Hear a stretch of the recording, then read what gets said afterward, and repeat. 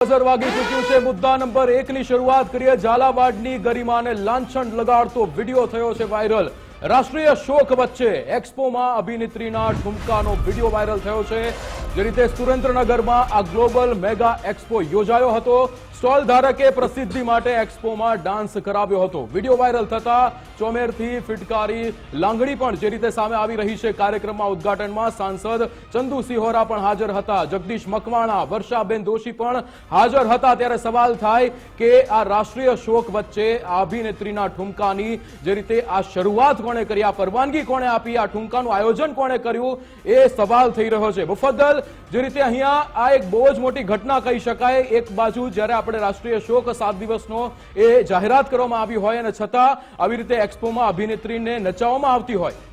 વિક્રમ, તમે ખૂબ મોટી ઘટના કહી રહ્યા છો, પણ જે નેતાજી ત્યાં હાજર હતા, જે જનપ્રતિનિધિ છે, જે જનતાના મત લઈને ચૂંટાયા છે, અને જ્યારે એમનું ફોર્મ ભરે એ લોકો ચૂંટણી લડવા માટે, તો એ ફોર્મની ચકાસણી બારીકાઈથી કરવામાં આવે છે। કેમ કે એક જરા સરખી જો ચૂક રહી જાય ને તો એ ફોર્મ રદ થઈ જાય અને આ જે નેતાજી સર્કલ કરેલા છે ને એ ચૂંટણી પણ ન લડી શકે, એનું ફોર્મ રદ થઈ જાય તો।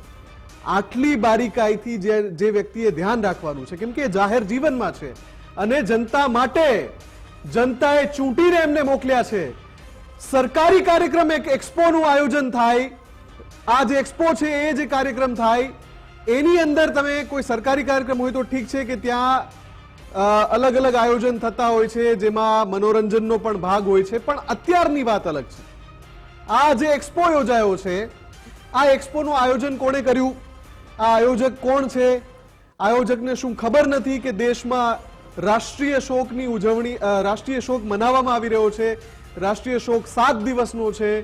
પૂર્વ વડાપ્રધાન મનમોહન સિંહ કે જે આપણી વચ્ચેથી વિદાય લઈ ચૂક્યા છે અને એમની સ્મૃતિમાં જે એક પ્રોટોકોલ હોય છે એ પ્રમાણે રાષ્ટ્રીય શોક રાખવામાં આવ્યો છે। બિલકુલ, એટલે પ્રોટોકોલ બધા નેતાજીને ખબર છે કે રાષ્ટ્રીય શોક હોય ત્યારે શું હોય ને શું ન હોય। એમને નથી શીખવવાનું। કોઈ આમ જનતા હોય, કોઈ સામાન્ય આમ નાગરિક હોય તો કદાચ એને ખબર ના હોય કે રાષ્ટ્રીય શોક હોય ત્યારે શું ધ્યાન રાખવાનું, શું નહીં કરવાનું, શું કરવાનું। પણ આ કાર્યક્રમમાં જ્યારે હાજરી આપવા જાય છે, સૌથી મોટી વાત શું છે, ચૂંટાયેલા જનપ્રતિનિધિ અને એની સામે આવી રીતે ઠુમકા લગાવવામાં આવે છે। એક તરફ રાષ્ટ્રીય શોક અને બીજી તરફ આ રીતે ઠુમકા લગાવવામાં આવે છે, તો કોઈ હરફ સુદ્ધા ઉચ્ચારતું નથી, કોઈ એમને નથી કહેતું કે અરે ભાઈ એવું નથી કે એમને બધી ખબર જ હોય। ઘણીવાર એવું બનતું હોય કે કાર્યક્રમમાં જ્યારે આમંત્રણ આપવામાં આવે તો જે તે ડિગ્નિટરીઝને ખબર ના હોય કે આ કાર્યક્રમમાં શું શું છે। મેં જેમ કહ્યું ને કે ઘણા કાર્યક્રમોમાં મનોરંજન પણ હોય છે, મનોરંજનના કેટલાક કાર્યક્રમ હોય છે કદાચ એમને ખબર ના હોય, પણ વંશે જ્યારે હાજર છે ત્યાં અને આ રીતે ઠુમકા લગાવાય છે તો કોઈ હરફ સુદ્ધા ઉચ્ચારતું નથી કે ભાઈ આ રહેવા દો, આ શું કરી રહ્યા છો તમે। અને એટલે હું કહું છું કે આ તમારી ગરિમા પર લાંછન છે। તમે રાષ્ટ્રીય શોકનું માન ન રાખો તો કઈ વાંધો નહીં, તમારી ગરિમા પર લાંછન છે। અને આ એક ઘટના નહીં, આ 2 વિડીયો એક સાથે જોઈ શકાય છે। એક તરફ આ એક્સપોમાં આ રીતે થયું, બીજી તરફ અહીંયા જે બોર્ડ પ્રમુખની ઉજવણી હતી એમાં અમૂલ ભટ્ટ પર જે આરોપ લાગ્યા, અને તો દેખાય છે જો ગરબે ઝૂમી રહ્યા છે।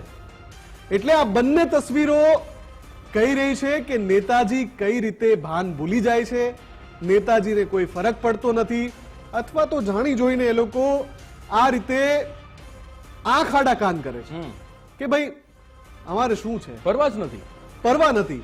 પણ એ જાણતા નથી કે ભાઈ આ સોશિયલ મીડિયાનો જમાનો છે, તમે કંઈક કરશો ત્યાં 1000 લોકો હાજર છે, એમની પાસે સ્માર્ટફોન છે, વિડીયો ઉતારશે તુરંત વાયરલ કરી દેશે। જો ભાઈ અહીંયા સાંસદ આવ્યા હતા, ચંદુભાઈ સિહોરા હાજર હતા ત્યાં, બિલકુલ આજે એક્સપોમાં જ્યાં ઠુમકા લાગ્યા ત્યાં, એમને સતત પીસીઆર ટીમ કોલ કરી રહી છે। સાંસદ ચંદુભાઈ સિહોરા જો ફોન રિસીવ કરે તો મારે એમને સવાલ પૂછવો છે કે સાહેબ, લોકશાહીના મંદિરમાં ચૂંટાયેલા સાંસદ છો તમે ચંદુભાઈ, આ કાર્યક્રમમાં હાજર તમે હતા અને ત્યાં આ રીતે અભિનેત્રી ઠુમકા લગાવે તો તમે એને રોકી પણ ના શકો?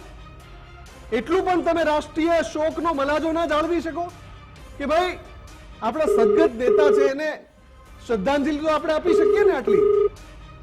આ એમને અત્યારે રિંગ જઈ રહી છે, કોલ જઈ રહ્યો છે, જો રિસીવ કરે તો આપણે સીધો સવાલ પૂછીશું। તો એમણે ફોન કટ કરી દીધો છે. કનેક્ટ થયા પછી ફોન કટ કરી દીધો છે. માનનીય ચંદુભાઈ, જાહેર જીવનમાં છો, હું એક પત્રકાર છું, તમે એક નેતા છો, તમને તો ઘણું બધું જ્ઞાન હોય અમારા કરતા વધારે, તો તમે આ રોકી ના શકો? તમારી સામે આ રીતે ચાલતું હોય, ગરિમાને લાંછન લાગતી હોય રાષ્ટ્રીય શોક દરમિયાન મહત્વનો મુદ્દો એ છે, તો તમે રોકી ના શકો? એટલે સીધો સવાલ છે. પણ હવે ખબર છે કે હવે ફોન અત્યારે પેલામાં જોઈ લીધું હશે, ગુજરાત ફર્સ્ટમાંથી કોલ આવી રહ્યો છે, એટલે અત્યારે જવાબ નહીં આપે. અને પીસીઆર ટીમ જાણકારી આપી રહી છે કે એમના પીએ કોલ રિસીવ કર્યો અને કહી રહ્યા છે કે મીટિંગમાં છે. સાહેબ, આ બહુ જૂનું થઈ ગયું. હવે ગમે ત્યારે પૂછીએ ત્યારે આ જ કહો છો, સાહેબ મીટિંગમાં છે. આ સાહેબ મીટિંગમાં છે ઉપર તો બહુ મીમ્સ બની ગયા સાહેબ. હવે તો છોડી દો એ.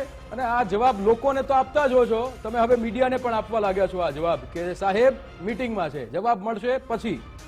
એટલે અહીંયા જે આ લાંછન લગાડતો આ વિડીયો વાયરલ થયો છે એ બહુ જ સવાલો ઉભા કરે છે. ત્યારે હવે